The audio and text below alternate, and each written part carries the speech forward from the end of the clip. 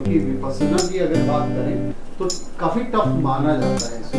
ठीक, वहाँ का जो कॉन्सेप्ट था कि दुख और सुख में आप समता बनाए रखें। इजी तो नहीं है, कुल मिला के इजी तो नहीं है, बहुत टफ है। लेकिन जिसको बड़े टास्क करने हैं लाइफ में, उसको ये सब करना चाहिए। और क्यों चाहिए?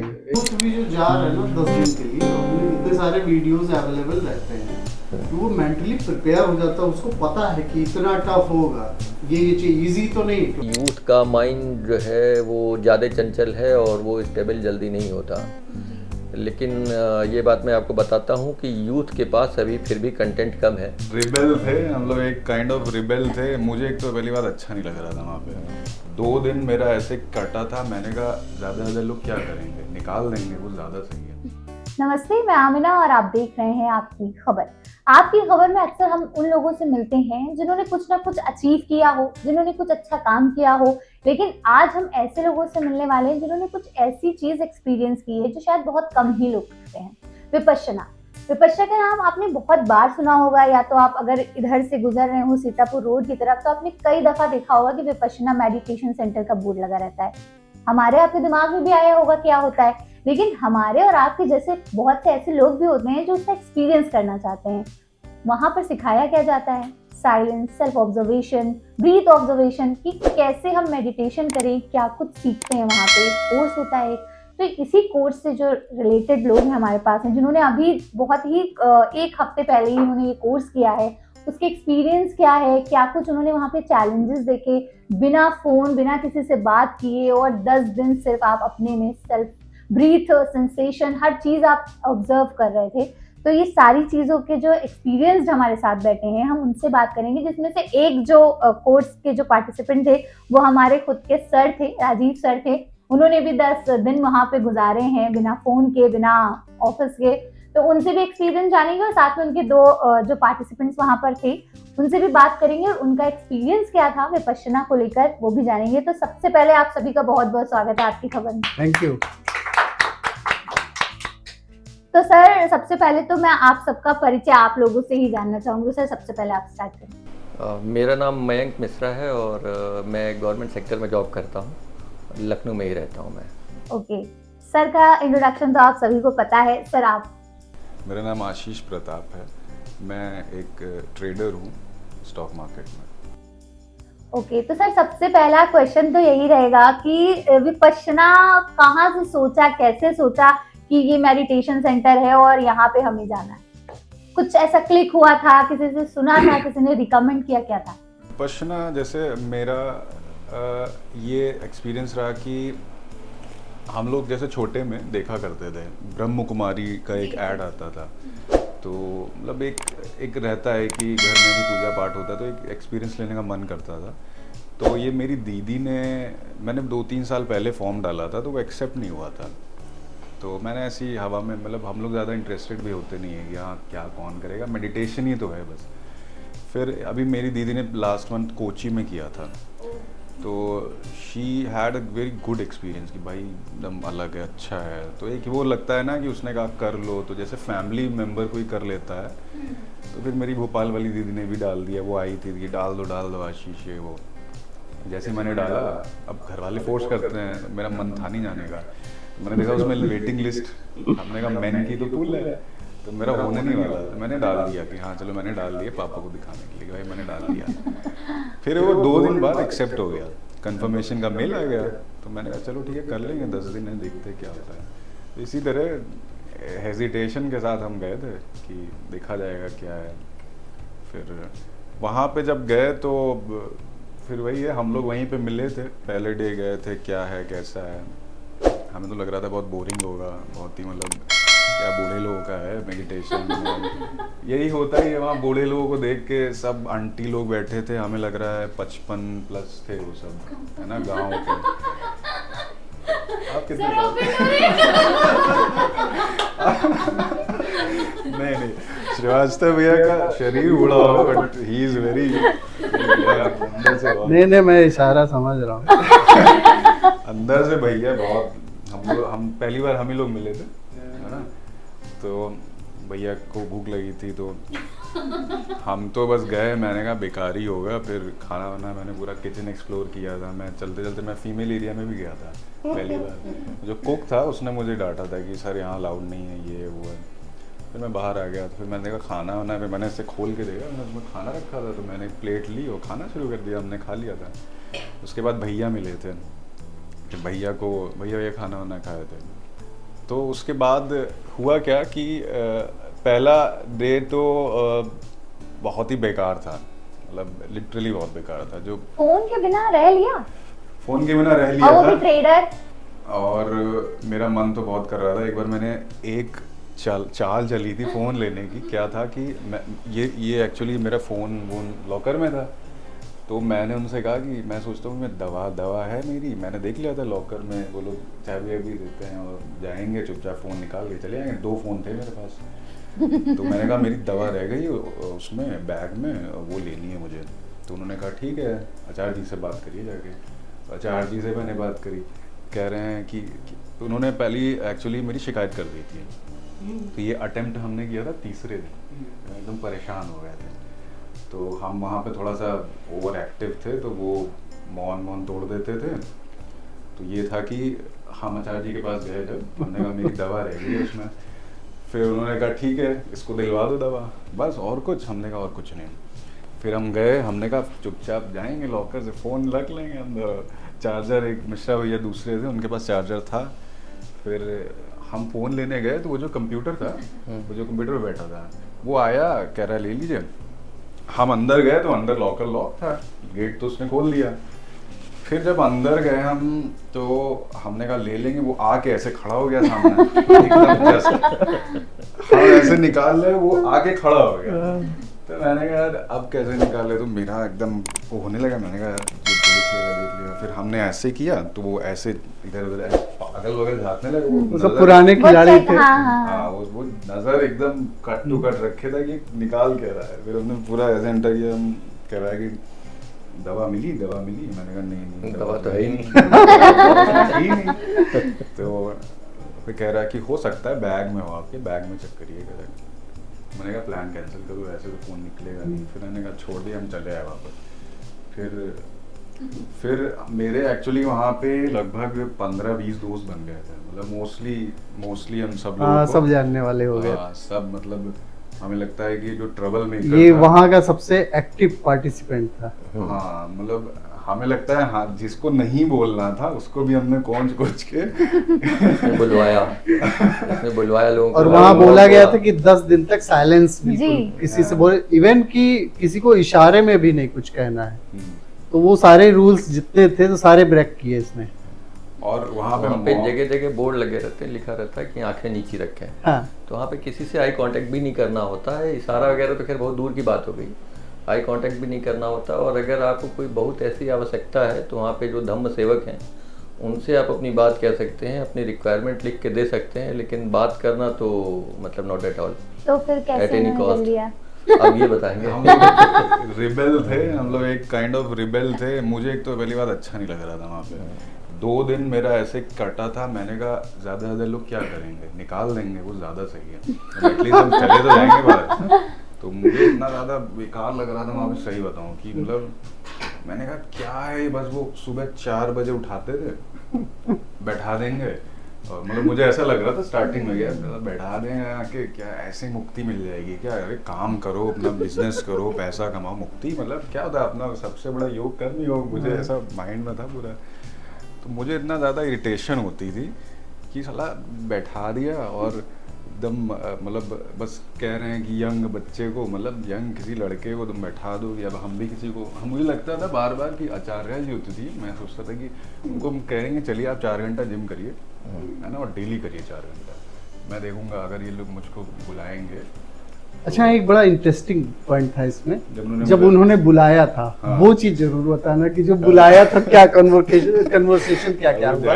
देखेंगी कहीं ये लड़का वही था। नहीं ठीक है, लोगों को ये पता चलना चाहिए ना कि स्टार्टिंग में कितना टफ होता है, क्या क्या रिएक्शन होता है, उसके बहुत बाद tough में होता कितना है। इजी होगा। ये कोई भी जो भी पहली बार जाता है, जो भी पहली बार साधक गया है, उसके लिए ये समस्याएं बहुत आम हैं, ये होती हैं। लेकिन जब आप दोबारा जाएंगे जब भी दोबारा कोई पहुंचता है या पहली बार भी जब निकलता है बाहर, तो बाहर निकलते ही सबसे पहला कमिटमेंट अपने आप से यही होता है कि जब मैं अगली बार जाऊंगा तो अगली बार मैं नोबल साइलेंस का पूरा पालन करूंगा और अगली बार मैं एकदम चुप रहूंगा, क्योंकि ये जो चुप रहने वाली बात है ये वहाँ की व्यवस्था बनाए रखने के लिए नहीं है, ये आपके अपने लिए है। ये ऐसा नहीं कि आप चुप रहेंगे तो वहाँ की व्यवस्था बनी रहेगी और लोगों को लाभ होगा, और लोगों को नुकसान होगा नहीं होगा अलग की बात है। उसमें सबसे बड़ा नुकसान जो है वो आपका खुद का है। लेकिन मौन तोड़ने के बाद भी, नियम तोड़ने के बाद भी जो भी साधक 10 दिन वहाँ रह जाता है, पहली बात तो आपके पास नियम तोड़ने के इतने मौके नहीं होते हैं और इतने लार्ज स्केल पे आप नियम नहीं तोड़ सकते कि आप वहाँ की व्यवस्था बिगाड़ दें। उसके पहले वो लोग आपको निकाल देंगे। तो जो थोड़ा बहुत आप नियम तोड़ते हैं, जो कुछ भी करते हैं, इतना सब करने के बाद भी जब आप वहाँ से निकलते हैं तो आप इतना बदल चुके होते हैं कि आपको अपनी गलती का एहसास हो जाता है आखिरी दिन तक कि शायद मैंने अच्छे से किया होता तो कुछ और अच्छा होता, और कोई बात नहीं, अब की नहीं कर पाया, अगली बार मैं जाऊंगा तो अच्छे से मैं मौन का पालन करके और नियमों में बंध के मैं रहूंगा। तो ये इनके साथ जितनी समस्याएं थी पहली बार वाली थी, और अभी ये बताएंगे आगे कि धीरे मन धीरे विचलित हो रहा था इनका। हाँ, अभी धीरे धीरे अभी ये स्टार्ट कर रहे हैं पहले दिन से 10वें दिन तक जाते जाते ये खुद भी बदल गए हैं काफी। मेरे ख्याल ये से बताएंगे तीसरा अभी। चौथा दिन जब था तो वो काफी टफ था, क्योंकि मैंने देखा था कि उस दिन काफी इरिटेट ये हो रहे थे, बहुत तो कह रहे थे कि आप चलिए तो मैं भी चल दूं, और क्या है ये इतनी देर तक जो है बैठाए रखना। और इनफैक्ट मेरे साथ मतलब पूरी गैंग तैयार हो गई थी जाने वाली, 6 लोग निकल भी गए थे। तो हम मजेदार चीज ये है कि इन्होंने और लोगों को मोटिवेट किया, निकलने के लिए। वो मोटिवेट हो गए, वो मोटिवेट होके चले गए, और इन्होंने 10 दिन का अपना पूरा कर लिया। एक्चुअली इसके पीछे एक इंसिडेंट हुआ था कि जब वो जो मिश्रा जी थे दूसरे वाले, वो कह रहे थे, उन्होंने आचार्य जी सबने जाके एकदम अकड़ के आचार्य जी से बोल दिया कि क्या कहते हैं मुझे जाना है। तो आचार्य जी पहले सुनाते हैं उनको, हम सुनते बाहर खड़े हो गए कि यार पहले सुना रहे हैं कि यार तुम ये हो तुम वो। यादव जी से कहाँ गए कह, थे उनके जहाँ आवाज, अरे वो जो जब खाना खाते थे हम लोग, खाना खाने के बाद 12 बजे का समय होता था मिलने का उनसे। 12 बजे से मुलाकात होती हाँ, है। तो अपने आवाज पर। नहीं जहाँ पे हम लोग धम्मा वो हॉल करते में ही। थे। अच्छा। धम्मा हॉल में ही 12 बजे से वो मिलते थे, जिनको तो समस्या परेशानी हो। वहाँ पे क्या था ना कि वो बुलाते थे तो यादव जी से कह रहे थे कि यार तुम कितने पढ़े लिखे हो, ऐसे पूछ रहे थे कि तुम पढ़ाई कहाँ तक की हो, तुमसे तो बात करना बेकार है। तो मतलब इस तरह से सबको वो करते, जो कोई जाने को कहता। तो मैंने कहा यार ये तो बेइज्जती हो जाएगी यार ऐसे। फिर मिश्रा जी को कह रहे थे कि यार तुम भगौड़े हो, बाहर जाओगे तो बच्चा तुम्हें भगौड़ा कहेगा। तो मिश्रा जी कह रहे हैं कहने दीजिए ये वो। तो कह रहे हैं कि अच्छा क्या करना है बताओ, कह रहे हैं मुझे जाना है। तो उन्होंने कहा ठीक है जाओ। तो तब वो लोग निकल गए। यादव जी थे एक, तो उन्होंने थोड़ा सा बच्चे का बहाना क्या, उनका लड़का था तो उनको उसकी याद आ रही थी तो वो चले गए। कौशिक जो था वो थोड़ा सा उसका तो बिल्कुल मन हट गया था, तो 1-2 दिन में वो चला गया था। और एक आयुष था, बच्चा था, आयुष तो छोटा था, आयुष हमें लगता है 22-23 साल का होगा, तो उसका भी मन नहीं लगा। मैंने कहा चलो धीरे धीरे करते हैं, देखते हैं। फिर धीरे धीरे क्या हुआ कि एक तो तीसरे दिन मेरी हालत ख़राब हो रही थी, तो मेरे को ये था कि बस अब निकाल लोग, मैं हर एकदम मेरा मन ही नहीं करता था। सबसे ज़्यादा चैलेंजिंग क्यों लग रहा था कि निकाल दे चले जाए? सबसे ज़्यादा चैलेंजिंग है कि आपको मतलब पहले दूसरे तीसरे दिन उसकी वैल्यू ही नहीं समझ में आएगी। आपको लगेगा कि यार ये क्या है, आपको लगेगा यही 8 दिन चलेगा, है ना। ये लगता है कि हाँ भाई ये मैंने पैकेट देखा है, खोला तो यार अंदर भी क्या है मैं समझ गया। एक्चुअली जो हम लोग होते हैं ना बहुत ओवर कॉन्फिडेंट होते हैं, मैं भी था बहुत पहले। तो मुझे लगा कि क्या है यार ये सब तो हमें पता है, हम लोग ने सोशल मीडिया इंटरनेट यूज़ कर मैंने कहा इससे फ़र्क क्या पड़ेगा और ये होता ही क्या है, ये क्या सिखाएंगे। मतलब एक होता है ओवर कॉन्फिडेंट इंसान में। तो जब स्टार्टिंग में मैंने ये चीज़ देखी जाके कि 1-2 दिन 3 दिन तो वेस्ट था, हम लोगों ने इतना ज़्यादा वहाँ पे बवाल काटा 3 दिन। तो मैंने कहा मैं नीचे बैठ ही नहीं पाता था, आपको नीचे बैठा देंगे और आप लिटरली आप चेयर पे तो बैठ सकते हैं, है ना। आप चेयर पे आप 5-5, 6-6 घंटा बैठ सकते हैं, लेकिन आप जब पलथी मार के नीचे बैठेंगे तो ये बैग बाप रे बाप, मतलब 12 घंटे तो कम से कम बैठना ही है। हाँ 1 बीच में घंटा 5 मिनट का ब्रेक होता था, लेकिन 1 घंटे तो और बैठना ही होता टोटल हमें लगता है हम लोग को 10 घंटे। 12:30 12 घंटे का टोटल शेड्यूल था हम लोग का। बैठने हाँ, 12 घंटे का प्रवचन वगैरह सब मिला के लगभग 12 घंटे का शेड्यूल रहता है बैठने का। 12.5 घंटे कोई ज़मीन पे आपको बस सांस दो, सांस लो, बोलो वो सब करना उसमें है। ये भी था कि 1 घंटे आपको बीच में कहीं ये नहीं कि पैर बदल लेना है, ये भी करना है, कुछ नहीं, 1 घंटे तो नहीं करना है, ये बड़ा उस पेन को सहना है बेसिकली पेन यार, को उस पेन को सहना है। उतना जब एक्सट्रीम हो जाएगा तो फिर भी उसको फील करना है। तो ये नया आदमी कोई नहीं कर पाएगा हमें लगता है। तो वही मेरे साथ भी दिक्कत है, हम नहीं कर पा रहे थे। मैंने कहा ये सब क्या है, यूजलेस है सर। अभी जैसे जब पहली बार गए तो पहली बार जाने पे ये लगता है कि उस पेन को सहना है। जब आप दूसरी तीसरी बार जाएंगे तो फिर आपको ये समझ में आ जाता है कि उस पेन को सहना नहीं होता है, उस पेन को बस देखना होता है, समझना होता है। पेन हो रहा है। और ये समझना होता है कि ये पेन हमने स्टार्ट नहीं किया है और हमारे ख़त्म करने से होगा भी नहीं। और दूसरी चीज़ की जो चीज़ स्टार्ट हुई है वो ख़त्म हो जाएगी, यही अध्यात्म कहता है। और जो मतलब जो ट्रुथ है वो यही है कि जो भी चीज़ शुरू हुई है वो अपने आप ख़त्म हो जाएगी, आपको बस बने रहना है उस चीज़ को। अगर आप फील कर रहे हैं, जैसे अभी बाहर बारिश हो रही है, हम लोग यहाँ बैठे हैं बातचीत कर रहे हैं, जब तक हम लोग को नहीं फील हो रहा है कि बाहर बारिश हो रही तब तक हम लोग को कोई दिक्कत नहीं है, हम लोग एकदम साक्षी भाव से यहाँ बैठे हुए हैं। अभी अगर किसी के मन में आ जाए कि बहुत अच्छी बारिश हो रही, चल के भीगते हैं, आपका मन फिर विचलित होना शुरू हो जाएगा। और जो आपने पूछा कि वहाँ पे सबसे बड़ी समस्या क्या है, और ये जो बता रहे थे, तो मुझे समझ में आया कि जो हमारे मन का स्वभाव है अधीर हो जाना, धीरज खो देता है तुरंत। हमारे पास पेशेंस नहीं है बिल्कुल भी। जैसे पेशेंस का लेवल हमारा ये है कि अगर हम एक 15 सेकंड की रील देखते हैं तो शायद ही कोई रील ऐसी होती जिसको हम 15 सेकंड पूरा देख लेते हो, वो चला जाता है। तो हमारी क्षमता है 15 सेकंड, शायद वो भी नहीं। बैठना 1 घंटा, मन कहता है कि 1 घंटा बैठोगे, दिमाग खराब हो गया है। फिर वो अंदर से सारी उलझनें शुरू होती हैं, भूख लगना, पैर दर्द होना, उलझन होना, घबराहट होना, ये सारे खेल मन के हैं। मन खेलता है कि अब तुमको ये हो रहा, भागो यहाँ से, घर छूट जाएगा, सन्यासी हो जाओगे, बिजनेस का क्या होगा, बच्चे की तबीयत खराब हो जाएगी, मैं यहाँ कैसे बैठूंगा, भाग चलता हूँ, ये करूँगा वो करूँगा। तो मन परेशान करता है। और धीरे धीरे जब वहाँ बैठे बैठे 3 दिन 4 दिन वहाँ का शेड्यूल और वहाँ का रूटीन ऐसा है कि आपके अंदर पेशेंस डेवलप हो ही जाएगा, आप चाहो और चाहे ना चाहो। स्टार्टिंग के चैलेंजिंग होते हैं। तो जब वो पेशेंस डेवलप हो जाता है तो उसके बाद फिर रुकना वहाँ पे थोड़ा सा कंपैरेटिवली आसान हो जाता है। और उसके बाद मुझे लगता है कि धीरे धीरे इनकी भी समस्याएं ख़त्म होती चली गई। 8वें दिन इन्होंने मेरा भी मौन तोड़ा। ये थे और एक और थे, तो इन दोनों लोगों को मैंने समझाया भी।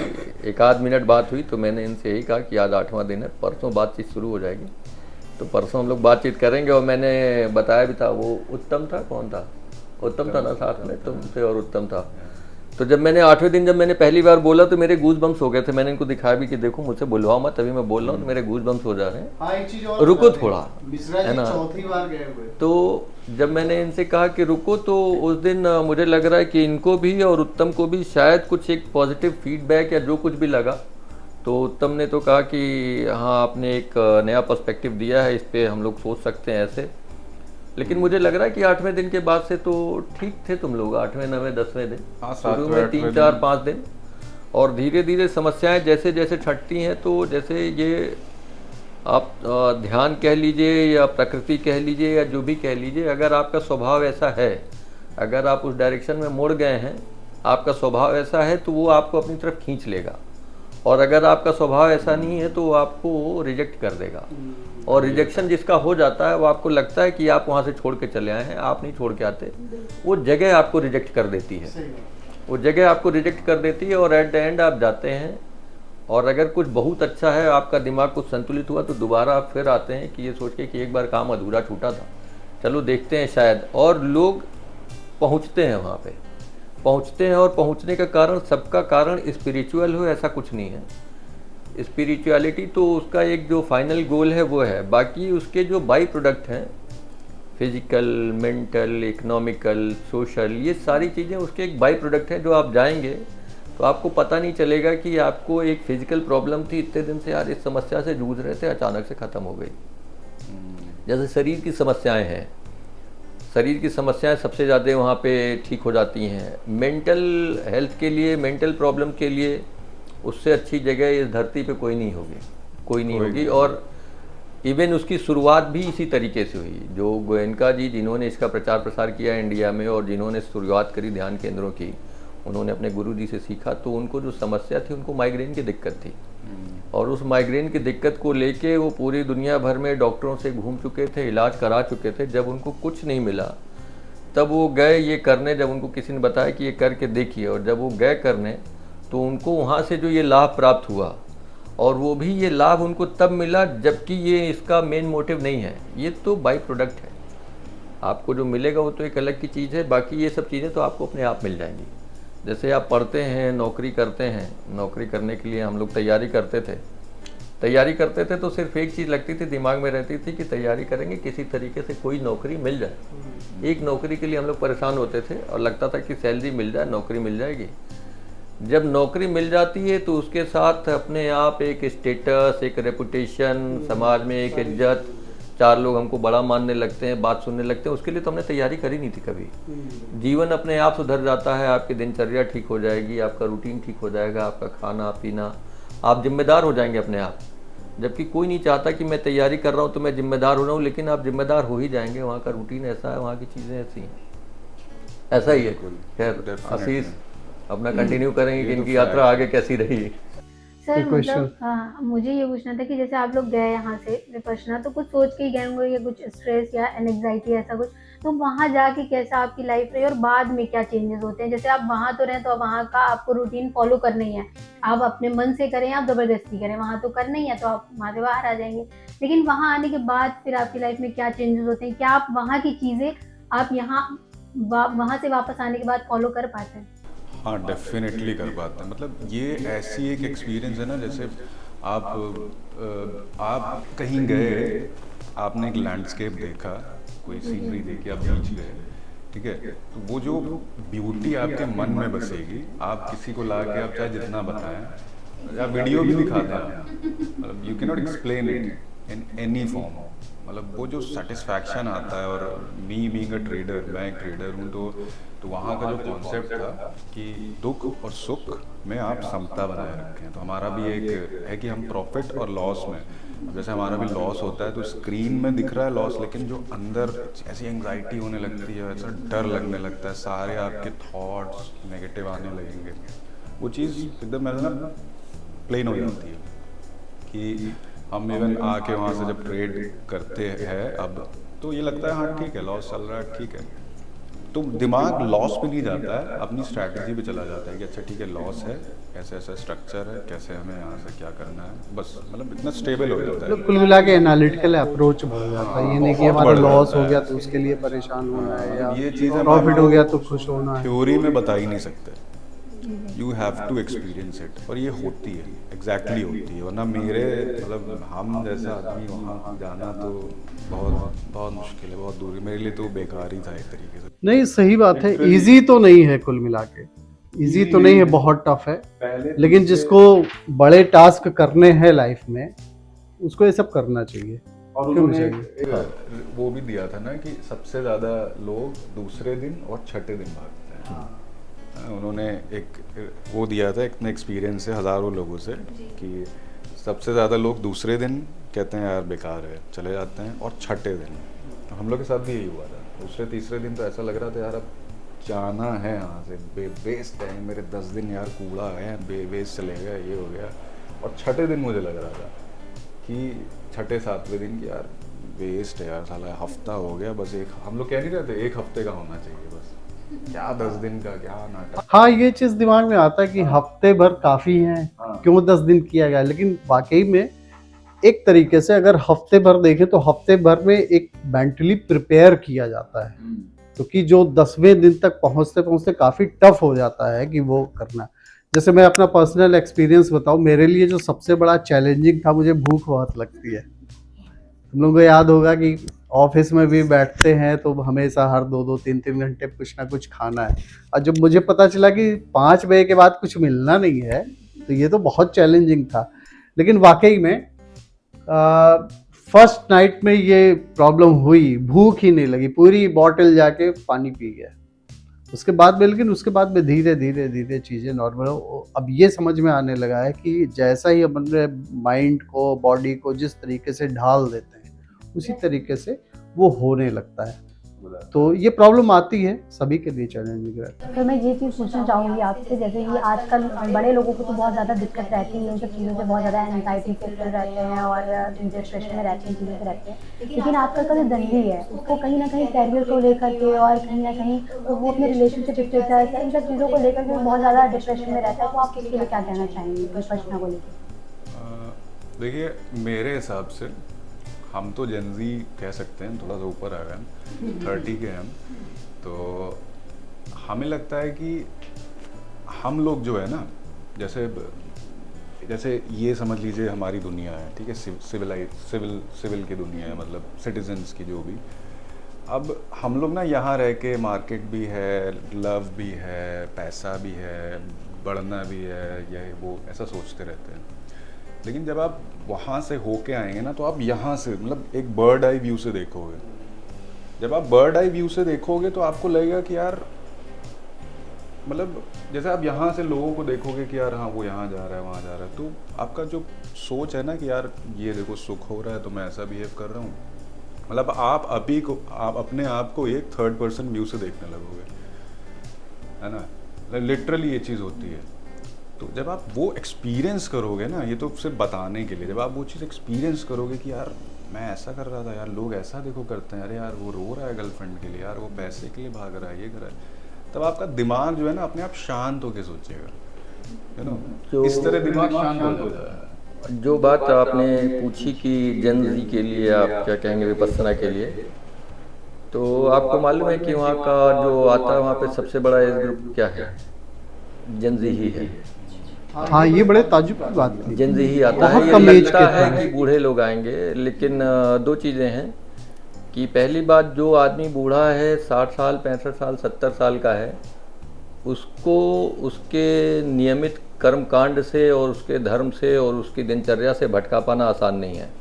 पहली चीज़, इस मतलब चेंज के लिए अगर जो तैयार रहता है तो वो जेन ज़ी है। जेन ज़ी मतलब जेन ज़ी हम इसको इसलिए कह रहे हैं क्योंकि उस एज ग्रुप को अगर आपने मान लिया है कि ये जेन ज़ी है, तो हमें एक एज ग्रुप ये कहने का मतलब ये है कि जो अंडर 30 है या जो यूथ है वो हमेशा चेंज के लिए, ट्रांसफॉर्मेशन के लिए तैयार रहता है, पहली चीज़। और दूसरी चीज़ कि सबसे ज़्यादा जो परेशान इस टाइम अगर कोई है तो वो हमारा यूथ ही है जो सबसे ज़्यादा परेशान है। उसका रीज़न है, उसका रीज़न जो मुझे समझ में आया, ये तो बड़ा सोशल मतलब इशू है और बहुत बड़े बड़े प्लेटफॉर्म पे इस पर डिबेट होती रहती है कि मोबाइल है, सोशल मीडिया है, इसका यूज़ क्या है, मिसयूज़ क्या है। लेकिन आप ये समझिए कि आपके अंदर का जितना पेशेंस था और जितना धैर्य था वो सब मीडिया ने छीन लिया। हम लोग पढ़ते थे, हम लोग तैयारी करते थे, जब हम बार बार हम लोग ये कह रहे हैं तो ये मत सोचना कि हम लोग कोई 100-200 साल के हैं, आपसे बहुत थोड़े से टाइम के पहले के हैं हम लोग, और बहुत जल्दी ये गैप आया है। हम लोग जब तैयारी करते थे, पढ़ रहे थे, तो हम लोग को जब कोई क्वेश्चन ढूंढना होता था तो हम लोग 2-4-10 दिन का टाइम लगाते थे ढूंढने में, है ना। बुक्स ढूंढी, किसी फ्रेंड को फ़ोन किया, मार्केट में गए, बुक खरीदी, लाइब्रेरी में गए, ढूंढा, तब जाके 100 क्वेश्चन का आंसर हम लोग ढूंढ पाते थे। उसमें भी कुछ नहीं मिलते थे। अभी क्या है कि आप पेपर दे के आते हैं और आपको 1 घंटे के अंदर मिल जाता है, आंसर की मिल जाती है। आप गूगल करते हैं, गूगल करना बहुत अच्छी चीज़ है, आपकी सुविधा के लिए बहुत बढ़िया है। लेकिन अगर आप गूगल पे एकदम निर्भर हो जाएंगे और आपको लगेगा कि हर चीज़ हम उसी से ले लें, तो धीरे धीरे आपका पेशेंस और आपकी जो मेहनत करने की जो क्षमता है वो ख़त्म कर देता है। अब हमको चाहिए कि जैसे ही हमने इंटर किया, जैसे ही हमने कुछ किया, तो हमको ढेर सारी इन्फॉर्मेशन चाहिए और तुरंत हमको अर्निंग चाहिए, तुरंत। बहुत तेज़ पैसा कमाना है और बहुत तेज़ आगे निकल जाना है। आगे निकलते हैं, सोसाइटी में हम लोग बढ़ते हैं, 4 लोग मिलते हैं तो डिस्कशन के लिए अगर हमारे पास पॉइंट कम है तो भी हमको उलझन होती है, दिक्कत होती है। तो ये सारा पेशेंस हमारा जो खींच लिया है, और पेशेंस निकलने का मतलब ये है कि आप एंग्जाइटी जिसको आप कह रही थी, तो आपके अंदर अगर पेशेंस कम हो गया तो एंग्जाइटी ही बसती है अंदर। एंग्जाइटी मतलब कि मन का एकदम चंचल हो जाना, अधीर हो जाना, किसी एक चीज़ पे रुकना नहीं, इधर भाग रहा है उधर भाग रहा है, तो भागता है, उसी को एंग्जाइटी कहते हैं। तो वहाँ पे जाके जब आप 10 दिन जाके वहाँ पे रहेंगे तो आपको समझ में आएगा कि मन आपका कुछ रुकता है, एक चीज़। दूसरी चीज़ क्या है कि जैसे मान लीजिए कि हम लोग हैं 50 साल, 60 साल, 70 साल, जिसकी भी उम्र है, आप लोग 20, 22, 24, 30 जो भी हैं, तो अगर देखा जाए तो हम लोगों ने अपने जीवन में, जब तक हम भी नहीं गए थे या कोई जब तक नहीं गया है, तब तक अगर आपसे पूछा जाए कि किसी दिन आपकी ज़िंदगी का कोई एक दिन ऐसा बताओ जिस दिन आप लोग होश में थे, जगे हुए और चुप रहे पूरे दिन, कोई एक दिन बता पाओगे? कोई नहीं बता पाएगा, कोई नहीं बता पाएगा, कोई नहीं बता पाएगा। और ये लगता है कि ये हमारा अपना शरीर है, हमारी अपनी सांसें हैं, हमारा अपना एक्सपीरियंस है। हमने अपने शरीर के साथ तक आज तक ये भी हमने एक्सपेरिमेंट नहीं किया कि हम चुप रह के देखें। हमारा मन भाग रहा है, मन के पीछे पीछे हम भाग रहे हैं। हमको ये बात पता है कि मन भाग रहा है, हम परेशान हो रहे हैं। हम परेशान हो रहे हैं मतलब कि मन परेशान हो रहा है। तो मन की परेशानी सिर्फ यही है कि वो रुकता नहीं है, बहुत तेज़ भागता है, बहुत तेज़ थकता है, जितना थकता है उतना परेशान होता है। हम लोगों ने कभी आज तक ये सोचा ही नहीं कि इसको रोक के देखें, रोका जा सकता है क्या, तो इसको रोकें कैसे? तो जैसे मन को तो सीधे नहीं रोक पाएंगे, शरीर को तो रोक सकते हैं, आंखें तो बंद कर सकते हैं, मुंह बंद कर सकते हैं। हम लोग जो कंटेंट लगातार ले रहे हैं, जैसे ये सोशल मीडिया है या जो कुछ भी है, जो हम लोग दिन भर स्क्रॉल करते हैं, इसको कहते हैं संस्कार। संस्कार इन द सेंस कि कोई भी चीज़ जो आप लगातार देख रहे हैं, उसका कोई ना कोई एक इम्प्रेशन, एक इमेज आपके मन पे पड़ जाता है। जो चीज़ आप जितनी ज़्यादा लाइक कर रहे हैं, जितनी ज़्यादा डिसलाइक कर रहे हैं, उसका संस्कार, उसका इम्प्रेशन उतना गहरा है। और सोचिए कि दिन भर में हमको चाहे अनचाहे 2, 4, 10, 20 नहीं, हजारों, लाखों की संख्या में ऐसे इम्प्रेशन हम लोग के दिमाग में जाते हैं। हम लोग यहाँ बैठे हैं, बातचीत कर रहे हैं, इस बातचीत से उभरने में हम सब लोगों को 1 आध महीना लग जाएगा, नहीं लग जाएगा? बिल्कुल लग जाएगा ना। तो ऐसा कंटेंट हम लोग दिन भर में इकट्ठा करते रहते हैं। कभी नहीं लगता कि थोड़ा देर चुप रह के देखा जाए।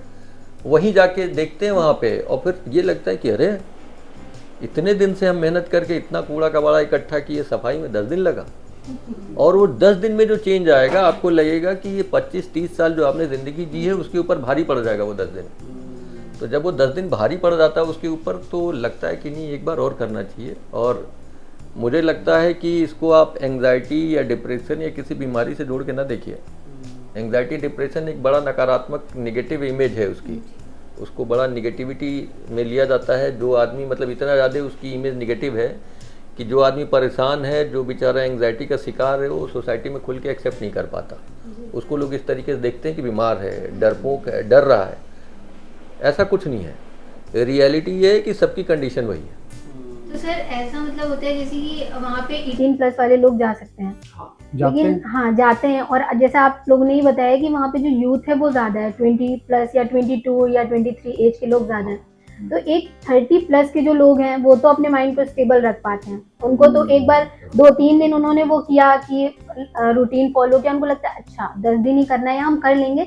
उनका माइंड थोड़ा मतलब मेरे हिसाब से थोड़ा जल्दी स्टेबल होता है। लेकिन जो यूथ होता है उसका माइंड दौड़ता रहता है, उसको इतनी जल्दी नई चीज़ें समझ आती हैं, वो थोड़ा सा स्टेबल होने में टाइम लगता है।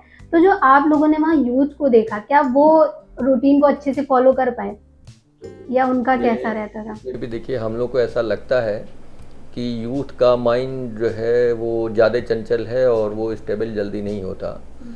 लेकिन ये बात मैं आपको बताता हूँ कि यूथ के पास अभी फिर भी कंटेंट कम है। जो आदमी जितना बूढ़ा है, जैसे जैसे उम्र बढ़ती है हमारा कंटेंट बढ़ता जाता है, हम मैनिपुलेट कर लेते हैं चीज़ों को। एक 40 साल का आदमी है, 50 साल का आदमी, उसको आप गाली देंगे तो हो सकता है कि ढेर सारी चीज़ें, सोसाइटी ये सारी चीज़ें सुन के वो बर्दाश्त कर ले जाए। डजेंट मैटर कि उसके ऊपर फ़र्क नहीं पड़ा। एक 25 साल के लड़के को गाली देंगे तुरंत पलट के मार देगा, ठीक है। लेकिन वो गाली उस लड़के के दिमाग में हो सकता है 2 दिन 4 दिन रहे, लेकिन उस 50 साल के आदमी के दिमाग में हो गई ज़िंदगी भर के लिए, ठीक। लेकिन उसने रिटेलिएट सिर्फ इसलिए नहीं किया क्योंकि उसको लगा कि हमारा शरीर, हमारी सोसाइटी हमको इस चीज़ को अलाउ नहीं करती, तो मैनिपुलेट कर लेता है। दिमाग जैसे जैसे बड़ा होता है मैनिपुलेशन सीखता है। एक समझदार आदमी में और एक बेवकूफ़ आदमी में सिवाय मैनिपुलेशन के और कोई डिफरेंस है नहीं। जो समझदार है वो अपनी चीज़ों को जस्टिफाई कर ले जाता है, मैनिपुलेट कर लेता है, आपको लगता है कि बहुत समझदार है।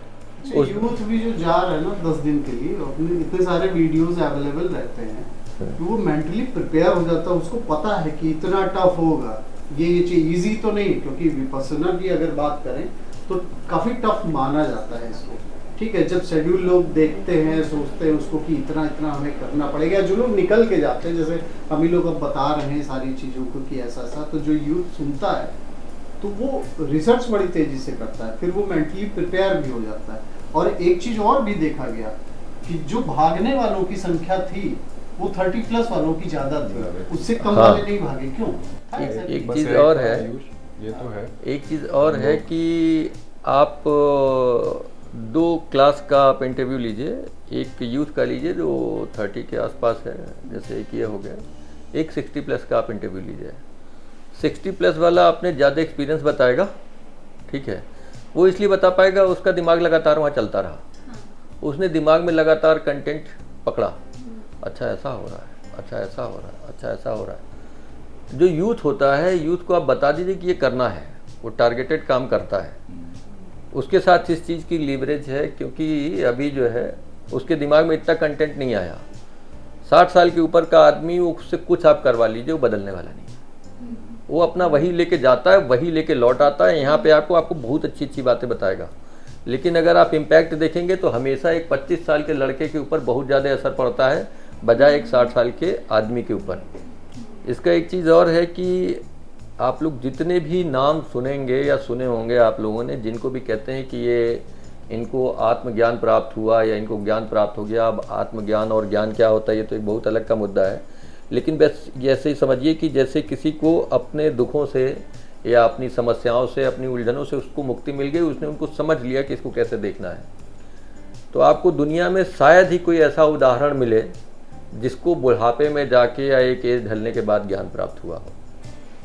महात्मा बुद्ध से लेके महावीर से उठा के, कबीर से उठा के, नानक से उठा के, जिसको आप देखेंगे सब 30 के आसपास थे। 30 से प्लस माइनस 2, 3, 4, 5 ऐसे ही थे। अंडर 40 लगभग सब थे।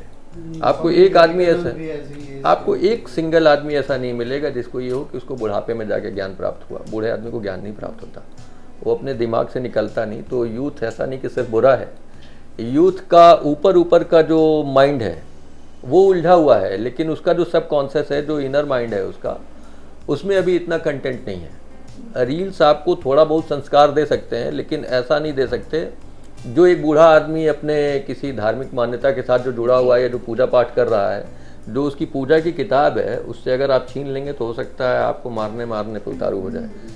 यूथ कभी आपको रील के लिए मारेगा नहीं। तो वहाँ पे भी सर ऐसा तो नहीं होता था कि जो यूथ थे वो ऐसे उनसे रूल्स जो बहुत स्ट्रिक्ट थे वहाँ के कि 4-4 घंटे बैठना, तो उस पर रिएक्ट कर देते हो, उनको बहुत गुस्सा आ जाता हो, कुछ बोल देते हो, या वो नहीं करते? नहीं करते, कभी कभी थोड़ा बहुत रहता था, जो प्रॉब्लम्स रहती थी शेयर करते थे। रिएक्ट वो एक तरीके से, मतलब जिस तरीके से आप कहो वैसे तो वो रिएक्ट नहीं करते थे, ऐसा रिएक्शन के दिखे, लेकिन रिएक्शन तो रहता ही था। अगर हम वहाँ बैठे, हमको नहीं बैठा जा रहा, हमारे मन ने कहा उठ के चल दो, हम चल देंगे। हमारा मन हमसे लड़ रहा है, रिएक्शन तो हमारे अंदर से तो लगातार आ ही रहा है। लोगों की बात सुनी तो वो पता चल रहा है कि एक्सपीरियंस बहुत मैटर करता है। सर की बात सुन रहे हैं तो वो इतनी पॉजिटिव बातें बता रहे हो, इतना इन्फ्लुएंस कर दे रहे हैं हम लोगों को भी कि हम लोग चले जाए, और इनकी बात सुन रहे हैं हम लोग पहली बार जा रहे हैं जो उनकी बात सुन रहे हैं। सर आप बीच में आते हैं, सॉरी आप 60 साल में भी नहीं आते, 30 साल में भी नहीं आते। आप 60 साल के हैं?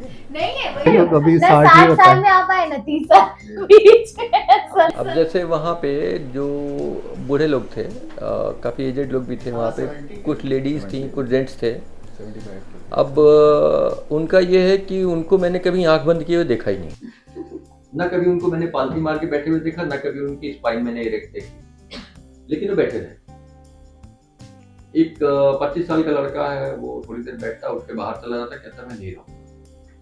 आप कहोगे कि ये गलत कर रहा है, दोनों गलत कर रहे हैं। जो व्यवस्था है और जो करना है कर तो ऊपर बैठा हुआ है अंदर, अंदर बैठा हुआ हमें लगता है कि ये सही है, उसके दिमाग ने उसको सिखा दिया है कि ये नियम है यहाँ का, इसको पालन कर लेना, नहीं तो सब तुमको बुरा कहेंगे। जो लड़का है 25 साल का, वो अभी इसमें नहीं फंसा है कि बुरा कहेंगे, कहने दो, क्या फर्क पड़ता है।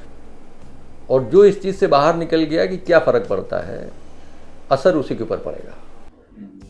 अच्छा सर, जैसे आप लोगों को वो जो कराते थे साइलेंट रिट्रीट वाला जो सेशन होता था, तो उसमें कुछ ऐसा मूवमेंट था, कोई ऐसा इंसाइट फील हुआ हो? मैं समझ जो नहीं पाया कौन सा मतलब सेशन कह रही हैं। एक सेशन होता था मतलब साधना करने के बाद में क्या फीलिंग है? या उस वक्त कुछ ऐसा हुआ हो, कोई पुराना कुछ याद आ गया हो, या इमोशनल ब्रेक थ्रू हुआ हो, कुछ ऐसा हुआ था? बिल्कुल हो जाता है। उसका रीज़न ये है कि जैसे मान लीजिए कि आप बैठे हैं, अभी हम लोग बातचीत कर रहे हैं और लगातार हम लोग को कंटेंट मिलता जा रहा है, कुछ कंटेंट मिलता जा रहा है, दिमाग को खुराक मिलती जा रही है।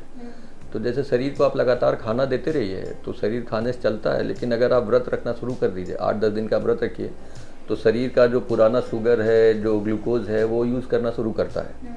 दिमाग का भी वही है, कंटेंट कुछ मिल नहीं रहा है, तो फिर वो क्या करता है कि आपके दिमाग में इतनी पुरानी चीज़ें आएंगी, ऐसी चीज़ें आएंगी, और जिसको कहते हैं कि जो सबसे ज़्यादा जो इम्पैक्ट आपके ऊपर पड़ा है जिन चीज़ों का, वो चीज़ें निकल के आती हैं। आदमी कभी हंसने लगता है, कभी रोने लगता है, और ये बहुत हाँ, एक को मैंने देखा था, ये बहुत आम बात है। हाँ? मुखर्जी हाँ, एक मतलब वो जो मेस जो भी था हम लोग का, एरिया था वहाँ मतलब जैसे ही खाने के लिए बैठा, उसके बाद रोना शुरू कर दिया। रोने हम लोग लगा। देखने लगे तो एक जो पुराने वो धर्म सेवक थे, उन लोगों ने ऑलरेडी कई बार ट्रेनिंग ये की होती, तो उन्होंने बताया कि ये जो पुराने विकार होते हैं, ये तो एकदम जो आपने बताया, ये तो एकदम आउटबर्स्ट है कि एकदम बर्स्ट कर गया, रुका ही नहीं। लेकिन आपके भीतर ऐसी चीज़ें होती हैं कि सवेरे से लेकर शाम तक किसी दिन आपको बहुत बुरा लगने लगेगा, हाँ बहुत बुरा लगेगा, कोई पुरानी बात याद आ जाएगी, कुछ याद आ जाएगा, कुछ भी कभी बहुत बुरा लगने लगेगा। अचानक से आप एक सिटिंग करके उठेंगे और आपको इतना अच्छा लगने लगेगा कि पूछो नहीं। एक दिन लगता है कि बस अभी तुरंत भाग जाएं, फिर थोड़ी देर बैठे, किसी से कुछ बात करी या कुछ प्रवचन सुन लिया, अचानक से आंख बंद करके बैठे, फिर लगा कि नहीं 10 ही दिन की तो बात है, बस रुक जाना है, रुक जाना है। कि अब क्या है जब आए। और एक चीज और फीलिंग आती है, लगातार ये चेंज होता रहता है, इसीलिए तो कहते हैं कि मन, वहाँ पे सबसे बड़ी जो समस्या है वो यही है कि आपको मन को रोकना है। आप मन रोकने के लिए वहाँ गए हैं और वही रुकता नहीं है। अच्छा एक और भी काम करने गए है, वही उससे नहीं भी हो एक पाता है। एडवांस स्टेज ये आ जाती है कि मन को रोकना है, वो तो ठीक है। एक स्टेज लास्ट के 7-8 दिनों बाद अगर हमने कायदे से प्रैक्टिस की है, तो 7-8 दिनों बाद यह भी आ जाता है कि मन को हमें किस जगह ले जाना है।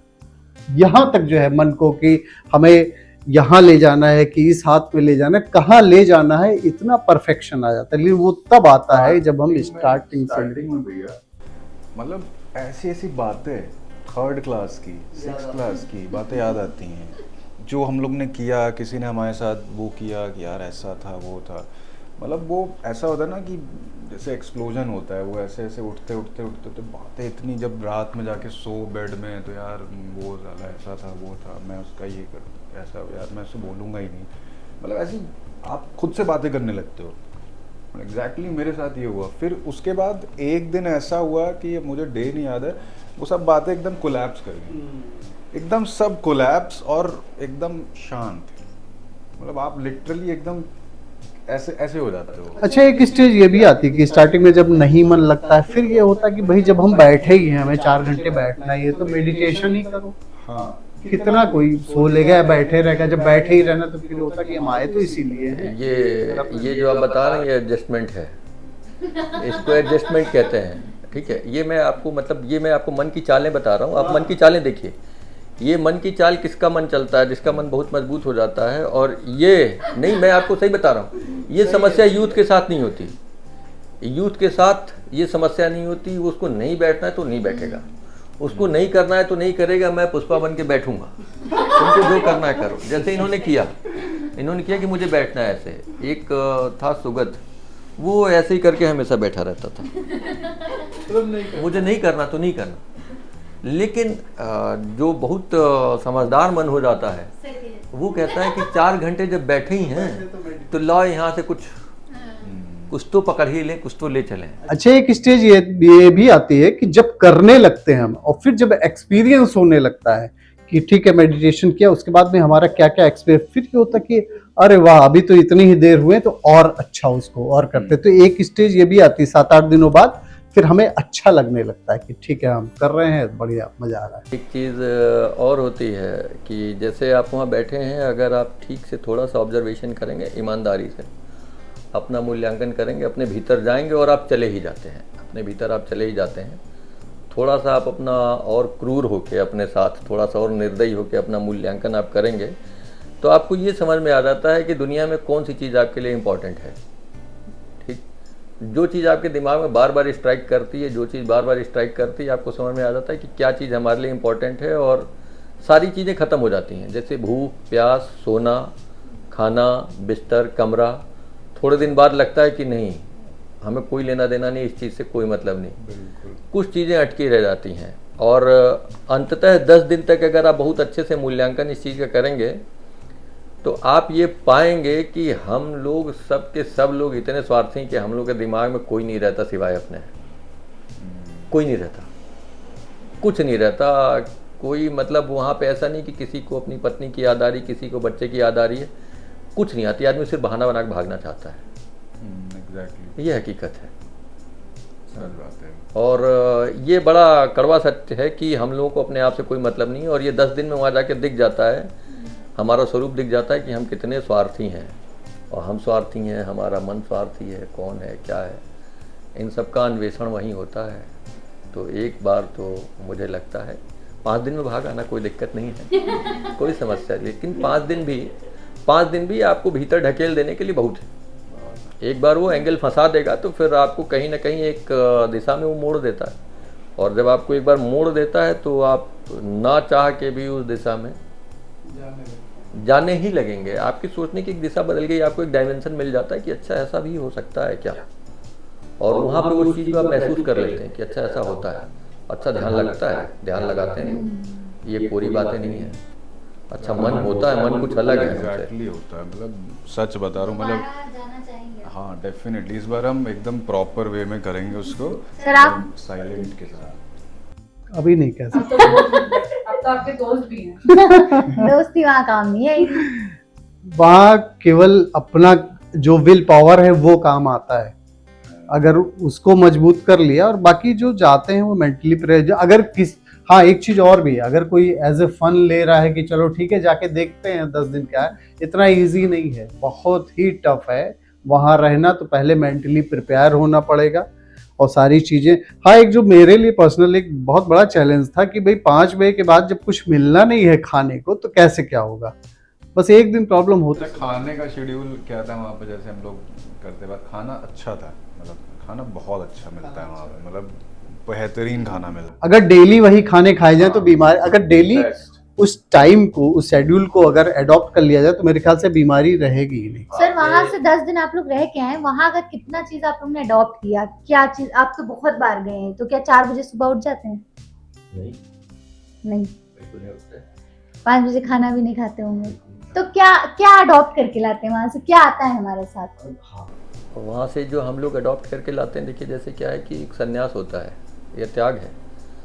आप जैसे गाड़ी चलाना सीखती हैं, गाड़ी चलाना सीखती हैं, रोज़ आप अपनी गाड़ी पे पीछे एल लिख के जाती हैं बाहर, और कोशिश करती हैं कि कहीं किसी मैदान में ऐसी जगह जाएं जहाँ पे कोई हो ना, नहीं तो हम किसी को मार देंगे। जाते हैं, आप गाड़ी चलाना सीखते हैं, और गाड़ी चलाना सीखते हैं, उसके बाद आप आ जाते हैं और सड़क पे गाड़ी चलाते हैं आराम से, गाड़ी आराम से चलती है।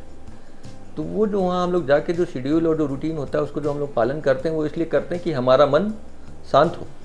हम लोग मन को शांत करने की विद्या सीखते हैं वहाँ पे, मन को कोई डिस्ट्रैक्शन ना दें, कोई डाइवर्जन ना दें, और मन को हम लोग शांत करने की कला सीखते हैं, वही सीखने का प्रयास करते हैं। लौट के आने के बाद कुल मिला के हम लोग को मन शांत करना होता है। मन शांत करना होता है, अगर आपने सीख लिया है तो आपकी गाड़ी फिर अमीनाबाद में भी चलेगी।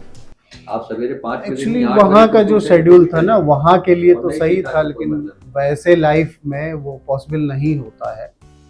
तो लेकिन एक चीज़ तो हम लोग लेकर आते ही हैं वहाँ, जो मेडिटेशन की प्रैक्टिस है, और विपरीत परिस्थिति में अपने को कैसे ढालना है, क्योंकि भाई इजी नहीं रहता है। मुझे ध्यान है कि दोपहर के समय जब 11 बजे से लेकर और 1 बजे तक का टाइम रहता था अपने पास में, उसमें लंच करने के बाद में रेस्ट का भी टाइम रहता था, तो सोचने को तो भाई चलो ठीक है उतना देर, लेकिन पता नहीं क्या होता था कि लंच करने के बाद जैसे ही रूम में गए, इधर से भी धूप आ रही, इधर से भी धूप आ रही है, और लाइट चली गई, फैन ऑफ, और जब हम लोग मेडिटेशन करते थे उस समय भी मोस्टली फैन ऑफ कर दिया जाता था। तो इन सब सिचुएशन में अपने को कैसे ढाला जाता है। तो फाइनली कोई मैसेज क्यों, अब मेरे ख्याल से फाइनल कोई मैसेज अब बहुत सारे मैसेज मिल चुके हैं लेकिन कोई ऐसा मैसेज जो रिकमेंड करना चाहे? मैं डेफिनेटली ये चाहूँगा कि मतलब जितने भी 35 से अंडर लोग हैं, 18 प्लस एंड 35 अंडर, 40 भी ऐसा नहीं है, मतलब जितने भी यंग अच्छे लोग हैं उन्हें डेफिनेटली ट्राई करना चाहिए।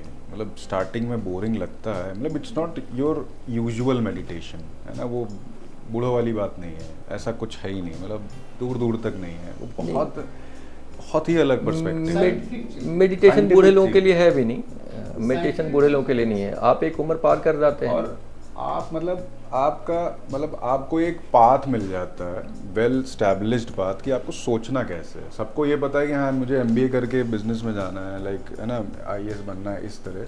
किसी को ये नहीं पता है आपको सोचना कैसे है ना। तो आप एक पाथ पकड़ लेते हो, अच्छा हाँ मुझे ऐसे सोचना है, आप फिर उसको क्लाइम करते चलो, वो आपके हर करियर में काम आता है। वहाँ ऐसे भी लोग थे, UPSC भी क्रैक किया था उन्होंने, अंडर ट्रेनिंग है, और उसके बाद में उसके डिफेंस के भी लोग थे, काफ़ी अच्छे अच्छे लोग थे उसमें। हाँ, उसमें काफ़ी अच्छे लोग थे ऐसे। हाँ, एयरफोर्स के लोग थे।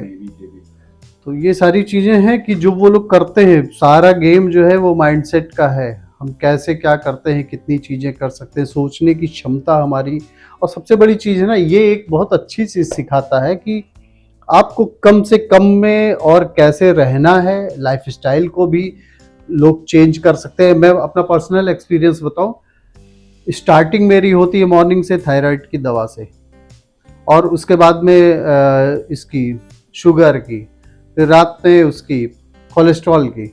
लेकिन मुझे खुद ताजुब हो रहा है, कोलेस्ट्रॉल की दवा एक भी दिन नहीं लिया वहाँ पे, और शुगर मेरा बिल्कुल से नॉर्मल हो गया। थायराइड की अभी चूंकि टेस्ट नहीं करा है तो इसलिए उसको ले रहा हूँ। तो मुझे लग रहा है कि माइंड बॉडी दोनों पे ये बड़ा अच्छा इफेक्ट करता है। बहुत अच्छा इफेक्ट करता है। आप लोगों का ऑफिस टाइमिंग क्या है?